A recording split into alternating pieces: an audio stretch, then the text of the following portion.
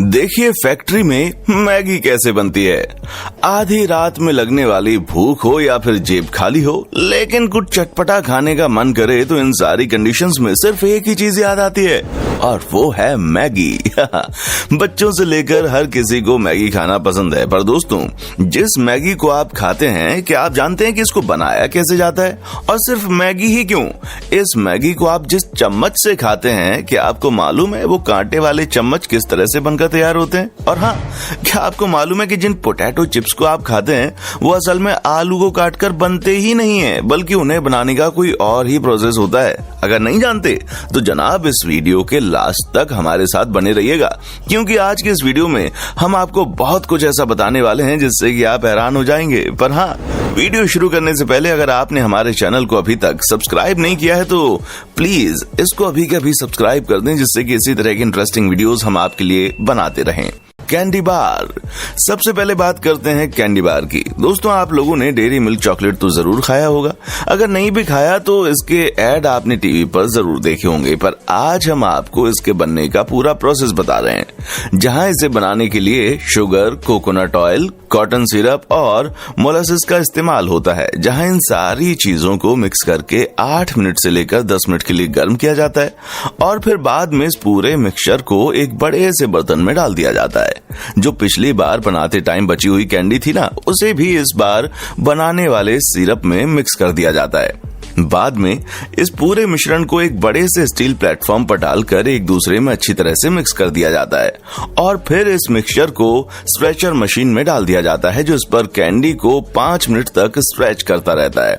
जिसके बाद गर्म पीनट बटर को इस कैंडी के लेयर पर सही मात्रा में डाला जाता है और इसके बाद इस बड़े से लेयर को बेलन यानी कि सिलेंडर का आकार दे दिया जाता है, जो आगे चलकर मशीन में चॉकलेट बार के साइज में कन्वर्ट हो जाता है। जिसके बाद एक मशीन से इनको गुजारा जाता है, जो हर 5 इंच के अंतर पर एक मार्क लगाती है और उनको काट देती है। बाद में इन बार्स को कन्वेयर बेल्ट की मदद से हॉट चॉकलेट के नीचे ले जाया जाता है और फिर पैकिंग वाली मशीन इन्हें एक एक करके प्लास्टिक के रैपर में पैक कर देती है। मैगी, अब बात करते हैं उस मैगी की जिसे शायद ही किसी ने ना खाया हो।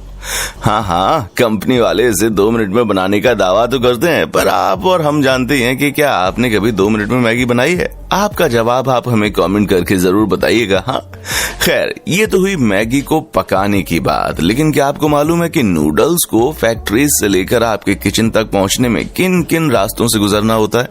जहां सबसे पहले आटा, मैदा, पानी और उसके साथ ही कई सारे केमिकल्स को एक साथ मिक्स किया जाता है और फिर इस मिक्सचर को एक चेम्बर में डालकर अच्छी तरह से गूंद लिया जाता है। दोस्तों यहाँ पर इस बात का खास ख्याल रखा जाता है कि आटा गलती से भी गीला ना हो जाए और उसके बाद गूंदे हुए आटे को 2 बेलन के बीच से गुजारा जाता है, जिससे इस आटे की जिगजैग शेप की शीट तैयार हो जाती है और इस आटे की शीट को और भी कई बेलनी यानी कि कंप्रेशर मशीन से होकर गुजारा जाता है, ताकि ये आटे की शीट और भी ज्यादा पतली हो जाए। जिसके बाद इस मशीन के आखिर में इस परत को कटर के जरिए नूडल्स के शेप में पतला पतला काट दिया जाता है और फिर कन्वेयर बेल्ट के जरिए इन नूडल्स को आगे दूसरी मशीन में शेप कट करके डाल देते हैं। जैसा कि आप देख ही रहे हैं, ये सभी नूडल्स कट कर मशीन से निकलते हुए आ रहे हैं और फिर इनके सही शेप में कटने के बाद इन्हें प्लास्टिक में पैक करके आपके घरों तक पहुंचाने के लिए भेज दिया जाता है। फॉर्क, मैगी को बनाते हुए तो आपने देख लिया, अब जरा उसे खाने वाले चम्मच को फैक्ट्री मेकिंग प्रोसेस भी देख लीजिए। जी हाँ, सबसे पहले हम एक बड़ी सी मशीन द्वारा स्टील के प्लेट्स को एक ही आकार में कटते हुए देख रहे हैं। ये टुकड़े रेक्टेंगुलर शेप के होते हैं और फिर एक वर्कर इन सभी स्टील के टुकड़ों को एक साथ इकट्ठा करके दूसरी मशीन के पास ले जाता है, जहाँ पर इन्हें ऐसे आकार में काटा जाता है ताकि इनसे आसानी से कांटे वाले चम्मच बन जाएं, जिन्हें हम फॉर्क कहते हैं। और ये सभी स्टील के पीस जब अपने प्रॉपर शेप में कटने के बाद नीचे गिरते हैं तो वर्कर इन्हें अपने हाथों से उठाकर एक कंटेनर में डाल देते हैं।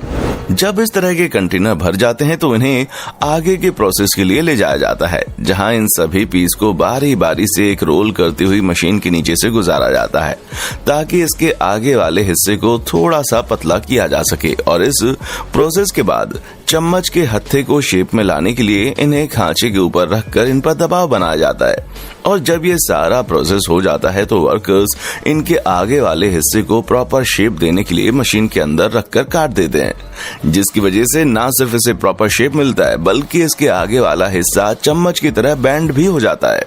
अब ये नॉर्मल चम्मच तो बनकर तैयार हो गया। इसे कांटेदार बनाने के लिए दोबारा से इसे मशीन में वापस डाला जाता है और दबाव के साथ इसके बीच में कट लगाए जाते हैं, जिसके बाद आपके सामने ये कांटेदार चम्मच बनकर तैयार हो जाता है। तो दोस्तों आज के लिए बस इतना ही। उम्मीद है आपको हमारी ये वीडियो बहुत पसंद आई होगी। अगर हाँ तो इसी तरह की शानदार वीडियोस को लगातार देखते रहने के लिए हमारे चैनल को अभी के अभी सब्सक्राइब करें। देखने के लिए शुक्रिया। दोस्तों आपको स्क्रीन पर 2 और वीडियोस दिखाई दे रही हैं, जिसे देखने के लिए स्क्रीन पर क्लिक करें।